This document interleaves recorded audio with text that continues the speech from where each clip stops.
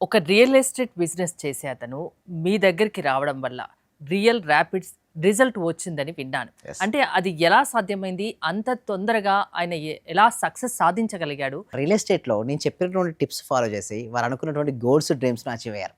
ఆ సీక్రెట్ నేను చెప్పాలండి హరిత గారు? యెస్. చెప్పడం కంటే కూడా చూపిస్తాను మేడం. ఇక చూస్తే real estate fast sale start చేసి కొన్ని ఇవ్వబోతున్నాను మేడం. రియల్ ఎస్టేట్ ఎలా అంటే చూడండి, నెక్స్ట్ స్లైడ్ కనుక మనం చూసినట్టయితే ఎందుకు ఫాస్ట్‌గా అంటే మన కస్టమర్ అవసరాలు తెలుసుకోవాలి మేడం. చాలా మంది చేసే రియల్ ఎస్టేట్‌లో మిస్టేక్ ఏదంటే కస్టమర్ యొక్క అవసరాలు తెలుసుకోరండి. వీళ్ళు చెప్పేది వీళ్ళు చెప్తూనే చెప్తూనే ఉంటారు. ఉంటారు. కానీ ఫస్ట్ కస్టమర్ యొక్క అవసరాలు తెలుసుకోవాలి. అలా ప్రతి కస్టమర్ బడ్జెట్ వేరేలా ఉంటుంది. వారికి బడ్జెట్ అనుగుణంగా చూపెట్టాలి. అయితే వారి ప్రయోజనం ఇన్వెస్ట్మెంట్ లేదా హోమా ఫస్ట్ అర్థం చేసుకోవాలి. వారు ఏంటి ఓపెన్ ప్లాట్సా, రెసిడెంట్ ప్లాట్ అసలు ఏంటి ఫస్ట్ ఏంటంటే కస్టమర్ యొక్క అవసరాలు తెలుసుకోవాలి.